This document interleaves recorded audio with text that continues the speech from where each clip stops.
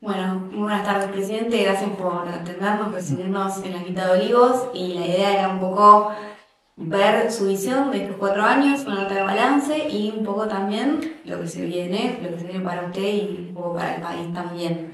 Primero, quería arrancar en estos 4 años, mucho se ha repetido de las dificultades, la sequía, la guerra, la pandemia. Al principio del gobierno usted había planteado, y es una frase que quedó bastante resonando, cuando dijo que volvimos mejores.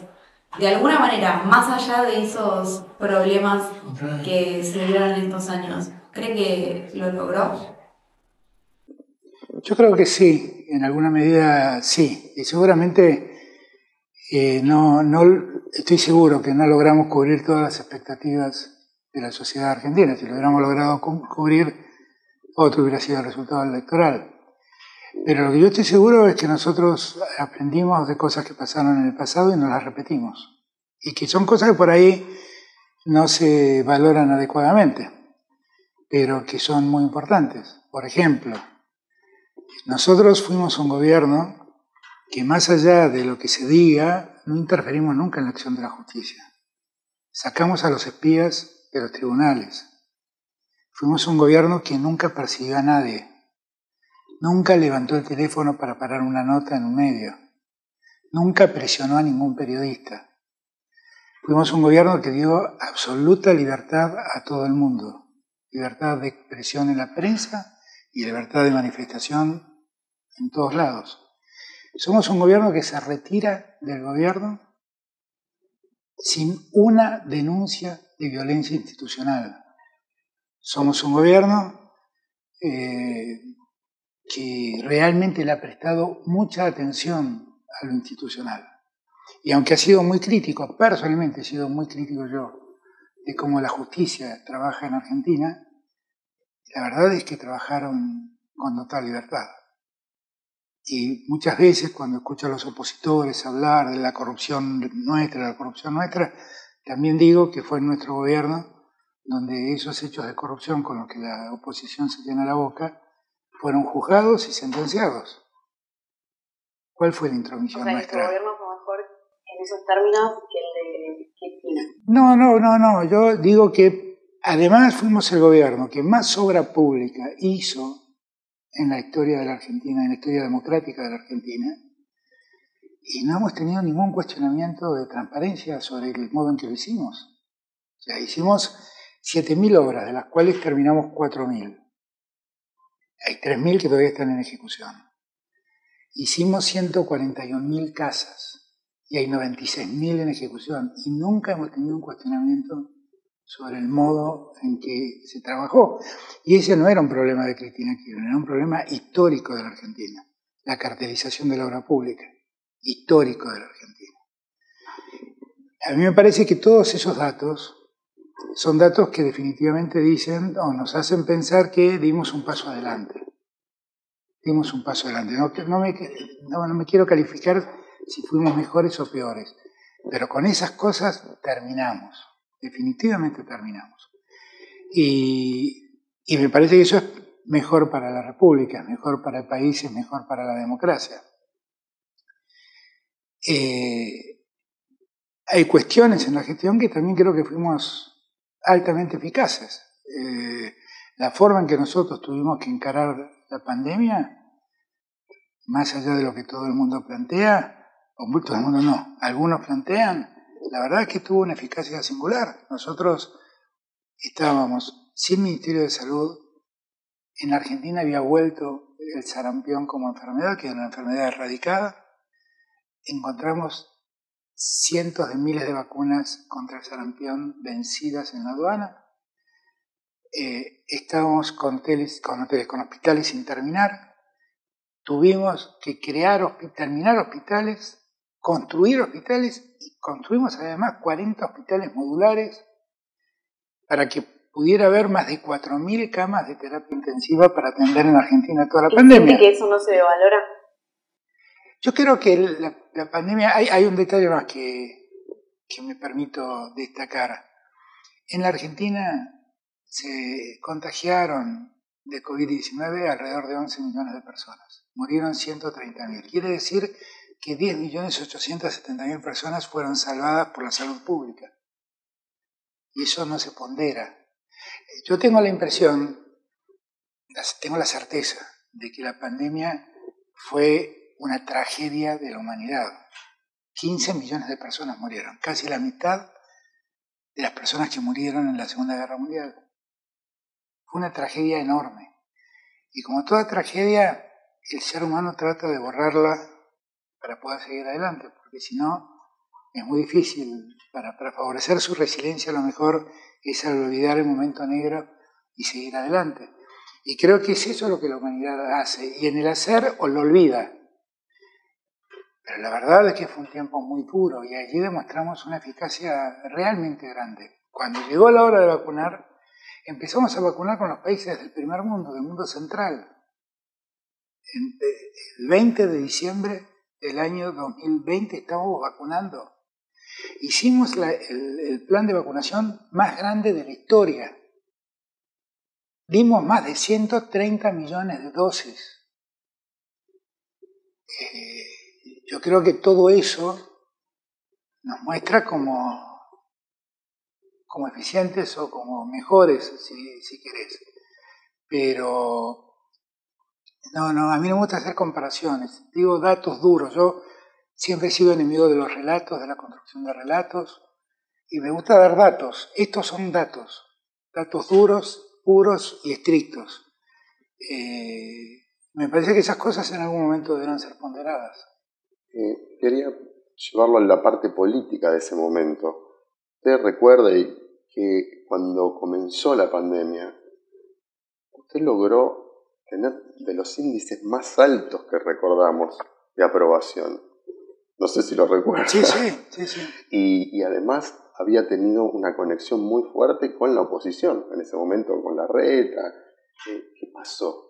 Que eso se fue desarmando y que terminó en un resultado electoral donde pareciera que la pandemia fue una de las explicaciones de un resultado electoral adverso. A ver, ¿qué falló? A ver, yo no tengo certeza si lo que yo digo es exactamente. Les puedo dar mi impresión, mi parecer. Yo creo que fue una tragedia la pandemia. Y en ese momento a los argentinos nos unió el espanto. Y la verdad fue un momento espantoso, muy difícil de explicar. Y estoy seguro que quien me está escuchando no quiere ni recordarlo. Estoy seguro. Pero yo me acuerdo que había estado un mes y medio antes en Europa, y cuando se desata la pandemia acá, ya Europa llevaba un mes de pandemia, y empecé a hablar con los líderes europeos para que me contaran cómo estaban enfrentando, y lo único que escuchaban eran voces desoladoras. Hasta que Merkel, que fue la única en aquel viaje que me dijo, ¿usted está prestando la atención al virus chino ese del que se habla? Fue la única que me lo mencionó. Merkel me dijo, le dije, bueno, ahora ha llegado acá a la Argentina, ¿cómo está allí? Y entonces me explicó la situación, me dijo, es un virus con una capacidad de contagio enorme. Nosotros, el sistema de salud está resistiendo, a diferencia de lo que había pasado en Italia, en España, en Francia, pero el sistema nuestro está resistiendo. Dice, pero es muy preocupante, hay que tener mucho cuidado. Y me acuerdo que le pregunté, ¿y qué le dicen que hay que hacer? Y no me olvido nunca de su respuesta. Acá todos me dicen que tenemos que volver a la medicina de la Edad Media. ¿Qué era la medicina de la Edad Media? Frente a una epidemia, aislarse.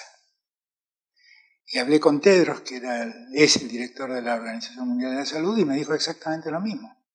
Y así empezamos ese camino. Y en ese momento de espanto,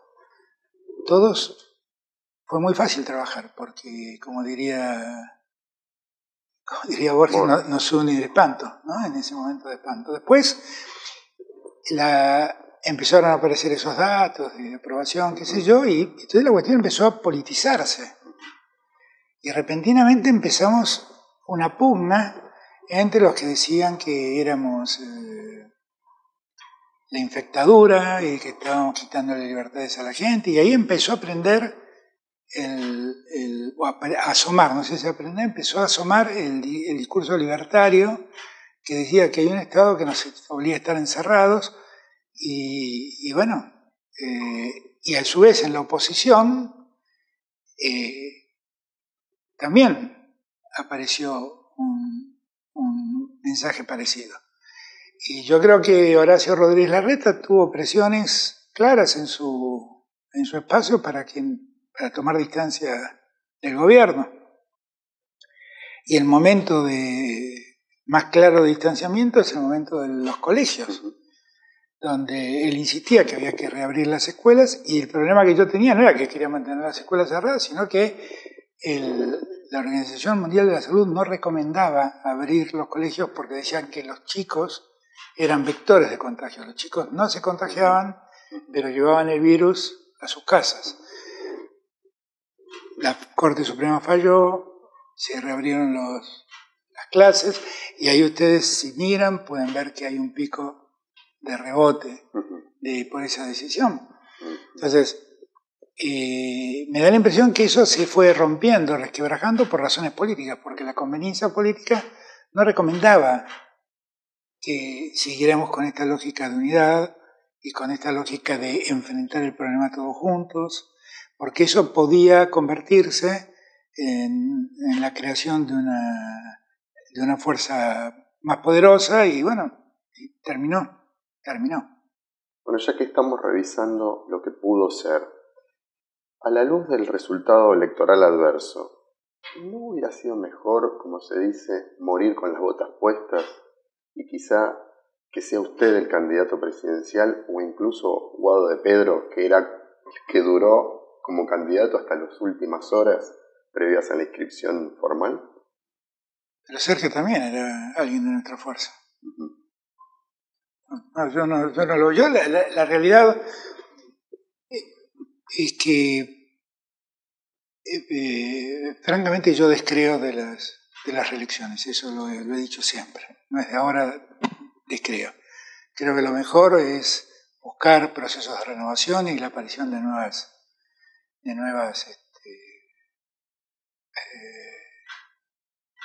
una nueva dirigencia de reemplazo, porque si no uno se eterniza en el poder y va taponando la presencia de otros dirigentes.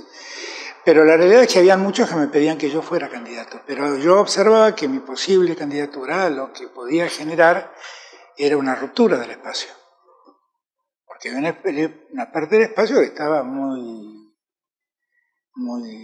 renuente a aceptar mi candidatura. ¿Quiénes querían romper?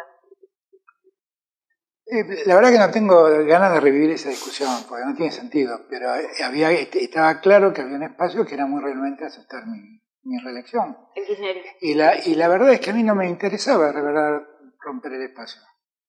Yo haría todo lo que debería hacer, aunque por eso pagara un costo personal, si la unidad del peronismo la garantizo. Y fue lo que hice. Entonces yo en ese momento dije, bueno, el riesgo de que yo sea candidato es que esto se rompa.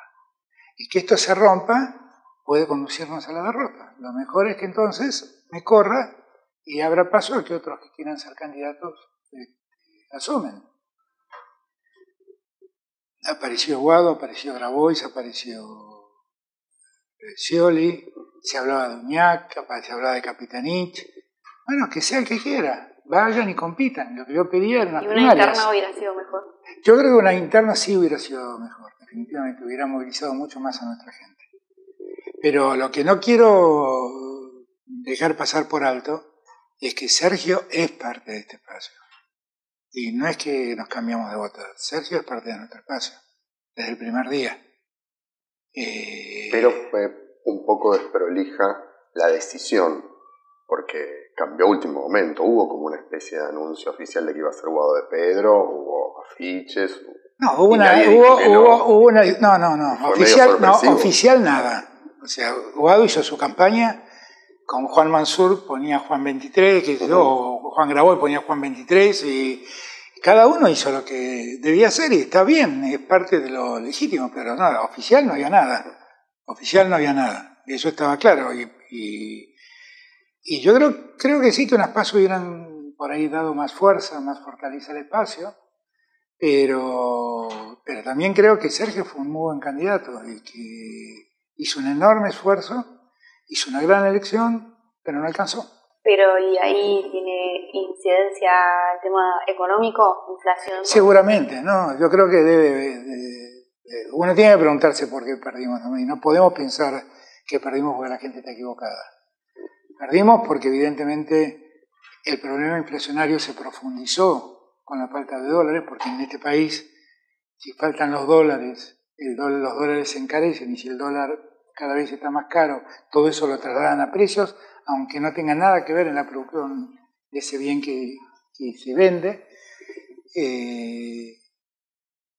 Creo que cuando la inflación alcanza niveles como los que alcanzó, los bolsillos se deterioran y la gente, y no supimos encontrar, no pudimos encontrar una respuesta a eso. Tal vez no la mejor decisión poner al ministro que no estaba pudiendo controlar la inflación y que era muy protagonista de las políticas como candidato. Ese ministro era como la tercera cabeza de la coalición.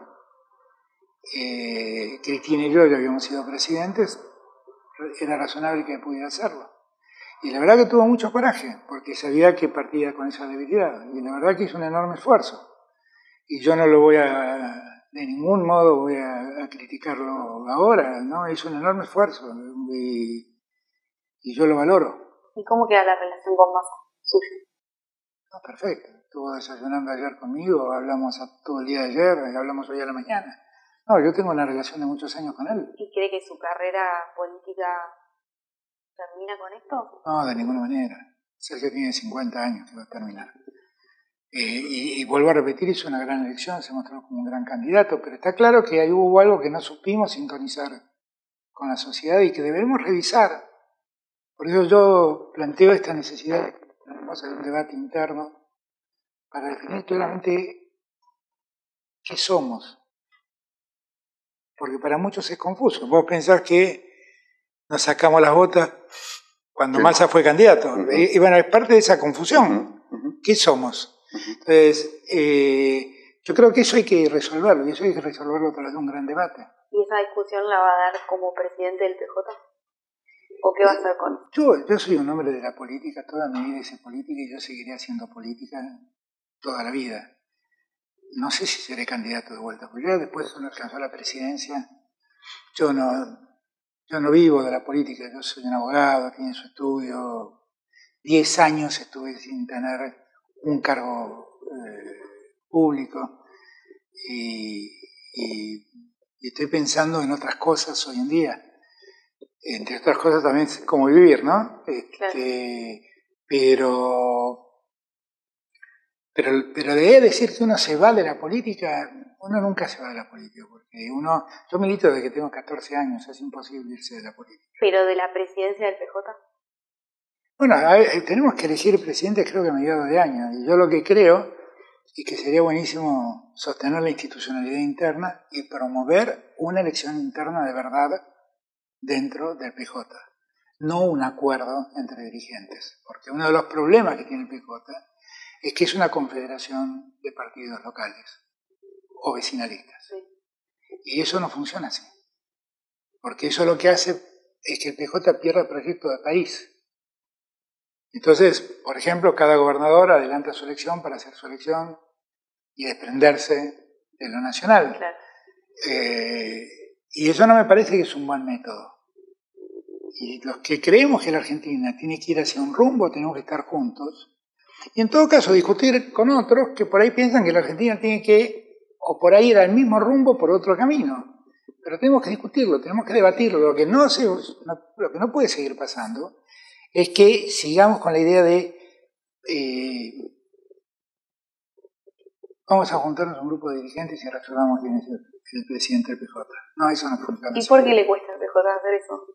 ¿O cuesta también que en el oficialismo haya internas? No, porque la verdad yo creo que cuando fuimos gobierno nos costó mucho porque porque nadie quiere un PJ ruidoso para el gobierno. Y entonces dicen, no, entonces que vaya el presidente directamente, o que vaya el presidente del bloque de diputados a la provincia de Buenos Aires. Pero lo que creo es que debemos darnos un debate, porque pensemos en la época de Macri. En la época de Macri hubo una parte del peronismo que lo acompañó a Macri.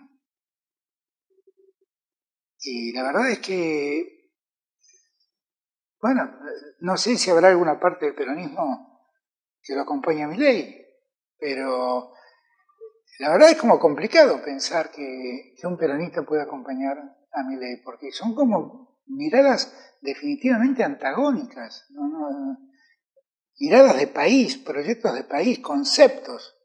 Ayer hablaba con un compañero entrerriano y le decía, ¿qué es lo que más solidariza, lo que más caracteriza a la filosofía del peronismo? El principio de solidaridad. Nada es más importante para nosotros que la solidaridad, tenderle una mano al que está caído. Somos compañeros los que comparten el pan. Bueno, eso es absolutamente contradictorio con el individualismo exacerbado que propone el libertario liberal. Es absolutamente contradictorio. Si ya de algo tan mínimo, en algo tan mínimo, encontrar semejante diferencia, bueno, es imposible pensar que uno pueda tener puntos de conciliación. Ahora, ese ADN peronista de la solidaridad, ¿no está un poco en crisis con la dificultad que está encontrando el peronismo en el poder para frenar el aumento de la pobreza? Porque uno pero es que, claro, no es que, sociedad general, más pero claro, es que si vos mirás, le daría ese trabajo al peronismo, ¿no? Claro, si vos mirás los 99 días primero de nuestro gobierno, el día 99 llegó la pandemia, ¿no? Se anunció la pandemia. Si vos mirás esos días todos los índices, en esos 99 días todos los índices mejoraron, absolutamente. En 99 días, todos mejoraron.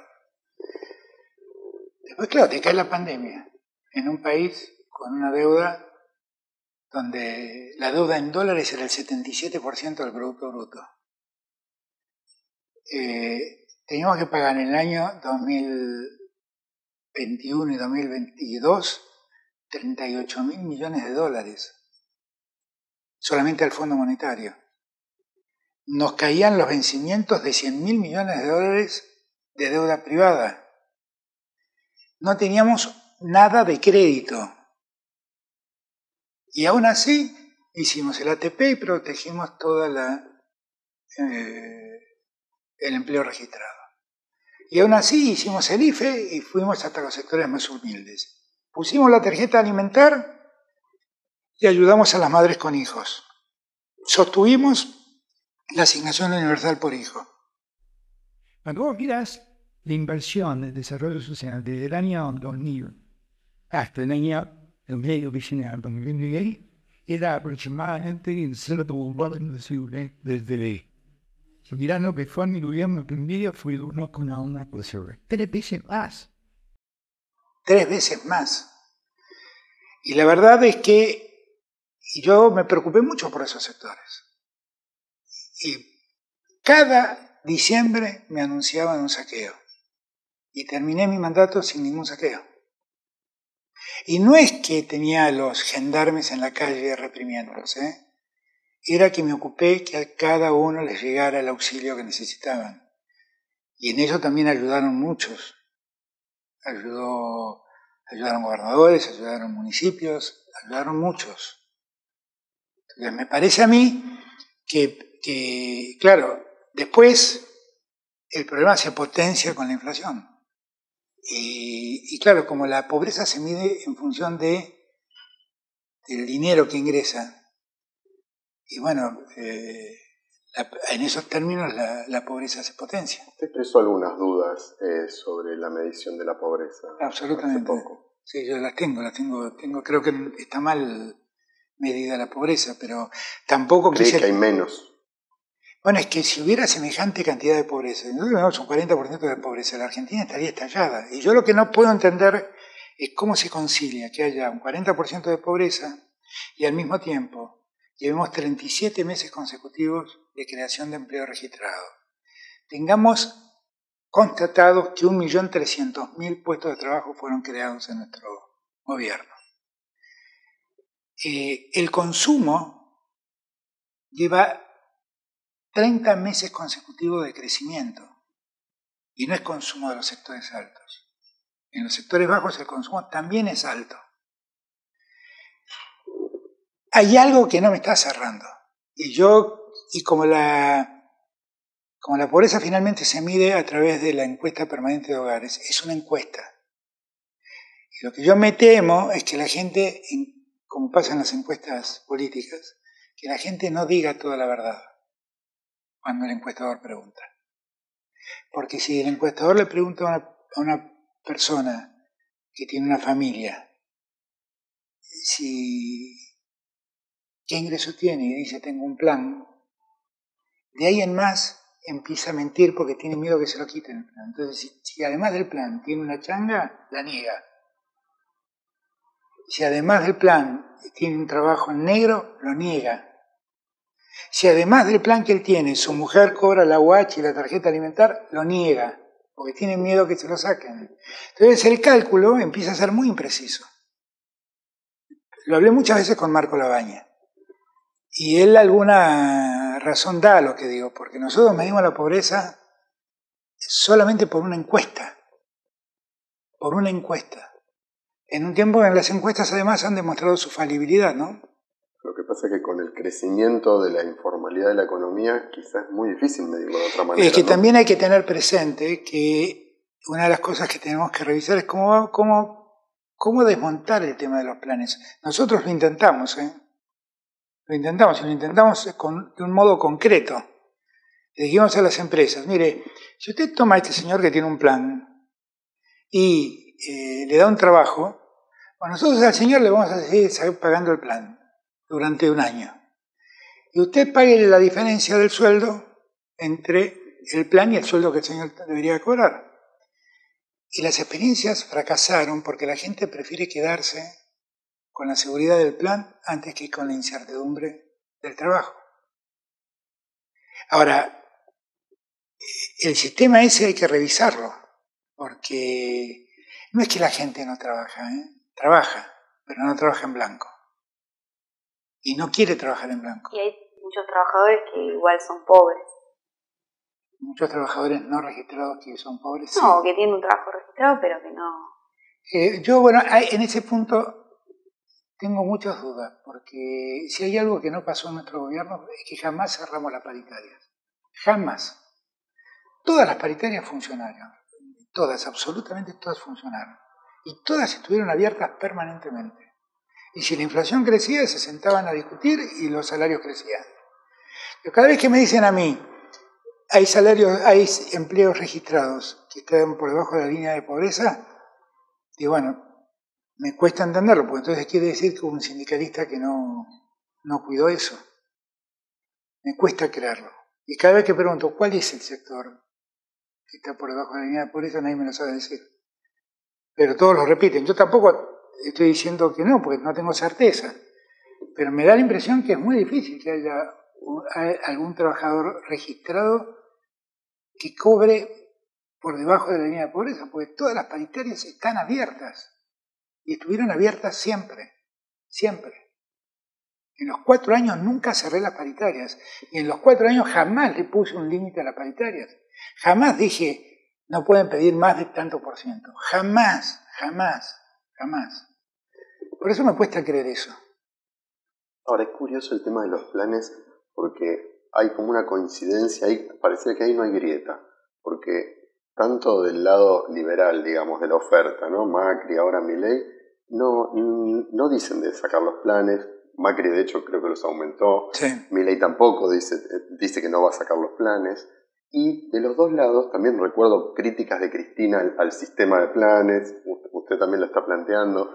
Entonces hay como una crítica general a un lado y otro de la grieta de cómo se generó esta dinámica de planes, pero a la vez nadie lo saca.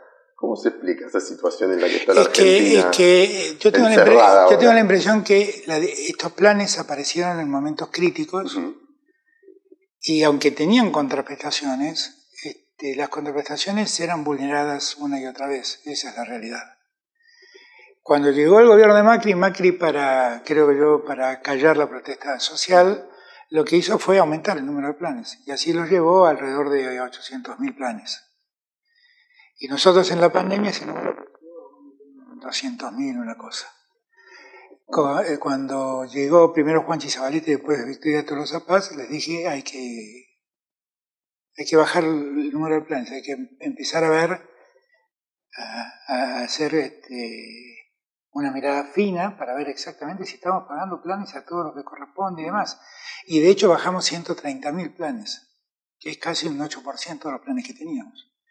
Y que si seguimos con la lógica que Vicky Tolosa Paz puso en marcha, bueno, eso se va a poder ir depurando poco a poco. ¿El obstáculo cuál es?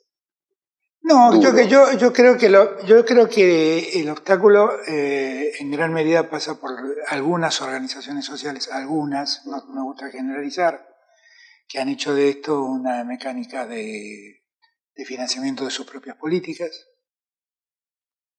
Y también lo que decía antes, ¿no?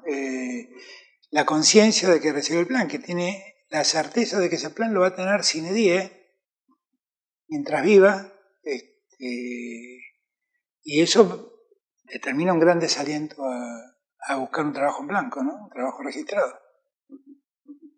Hubo otro momento, lo que hablaba de sostener la unidad, sí, el costo que sea. Otro momento también muy bisagra, cuando le presentaron las renuncias los ministros más cercanos a Cristina Kirchner. Ahí algunos se preguntaban si podía haber pateado el tablero y decir, bueno, armo, porque recuerdo que en ese momento la CGT y los gobernadores se pusieron de su lado. ¿Qué pasó ahí? ¿Primaba más la unidad o en algún momento no se le cruzó por la cabeza decir, bueno, corto con este sector? No, en ese momento escuché a todos. Y había un sector que me decía que les acepte la renuncia porque estaban enojados con la actitud. Yo siempre aclaro que primero se presentaron pocas renuncias, no fueron una aluvión de renuncias, fueron 4 o 5 renuncias. Y todas las renuncias decían más o menos así, diría el cantante de boleros. Decían así. Me dijo el señor presidente respecto de poner a su disposición mi cargo para que pueda reorganizar el gobierno según usted lo estime pertinente. Nadie me presentó una renuncia drástica diciendo me voy, y yo lo dije igual. Era casi después de una derrota electoral, invitarme a que reorganice el gobierno y dejarme liberadas las manos, así decían los textos, dejarme liberadas las manos. Yo lo que sí advertí... Eso generó muchísimo ruido. Sí, claro, no, por supuesto, porque además los medios hablaban de... se ponga de acuerdo para... Sí, ustedes fueron, por eso digo, pero fueron 4 o 5. Lo que digo es que no, porque claro, daría la impresión de que me presentaron 50, 100 renuncias. No, fueron 4 o 5 renuncias. Ahora, a los fines del análisis, da lo mismo que hayan sido 4 o 5 o 100. Esta es la verdad. Ahí tenés razón vos. Pero lo que digo yo es lo siguiente. Al día siguiente todos conocemos el resultado del partido. Yo lo que vi y observé es que si yo aceptaba esas renuncias, la posibilidad de que se rompiera el frente era muy alta. Era muy alta. Porque era decir simplemente, bueno, que se vayan estos. No era decir, ok, reorganizo todo. Vos que estás entre ellos, quédate. Y vos que estás conmigo, andate. No era eso. Era decir, váyanse ustedes. Y la verdad es que eso, estoy seguro, hubiera generado una ruptura. Y a mí me quedaban 2 años de gobierno por delante. Entonces,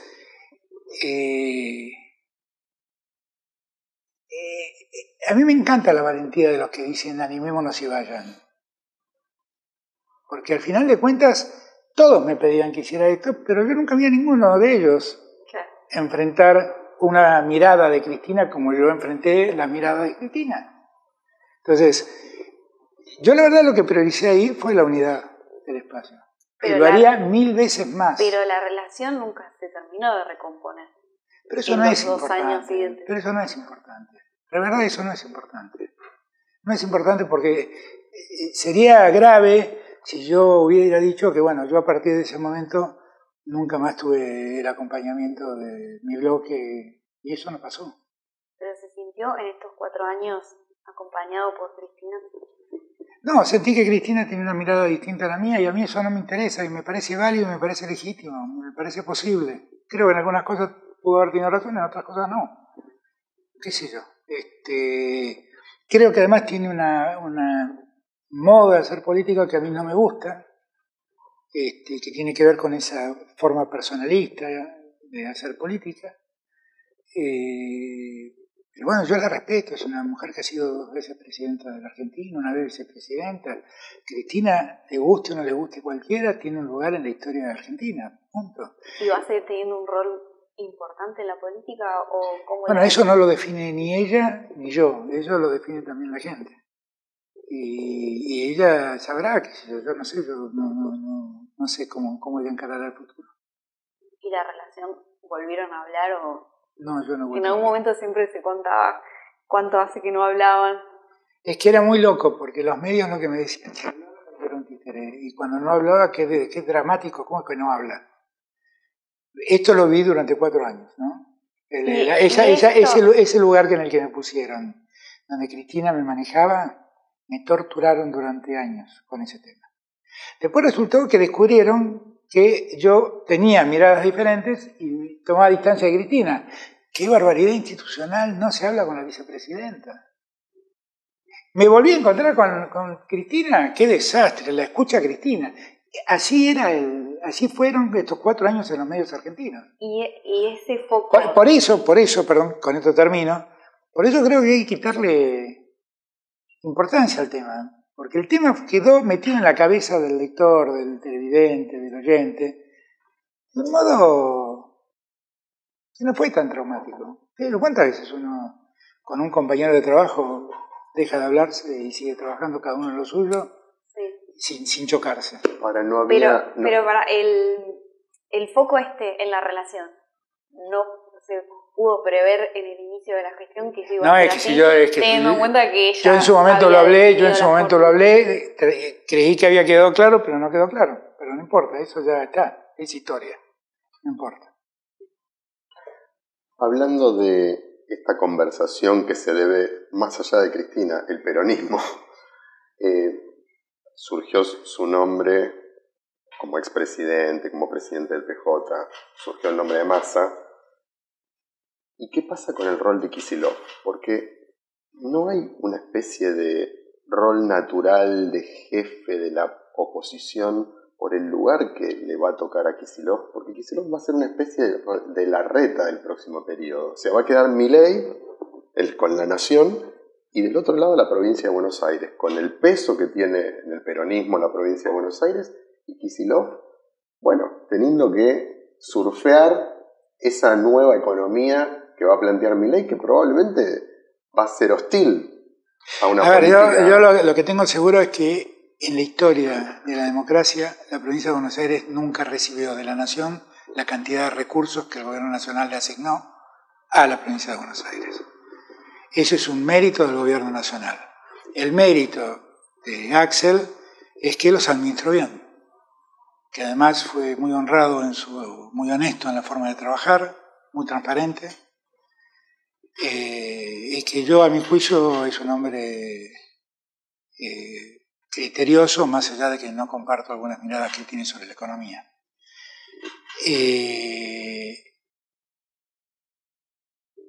El rol que le va a tocar en el futuro no lo sé, depende también de él, qué sé yo, no lo sé,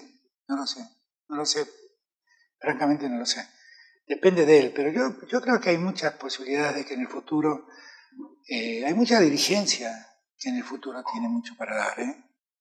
Sergio, yo sigo diciendo, está en no le convence Kicillof para el futuro. No, es que no sé si nos representa a todos. No tengo la impresión que nos represente a todos. Es la verdad, lo digo con todo respeto. No, por él, se percibe, por eso le pregunto. Pero no siento que nos represente a todos. Pero digo, hay otros sujetos políticos dentro del peronismo. Victoria Tolosa Paz, Gabriel Catopodis, Jorge Ferraresi, Coqui Capitanich.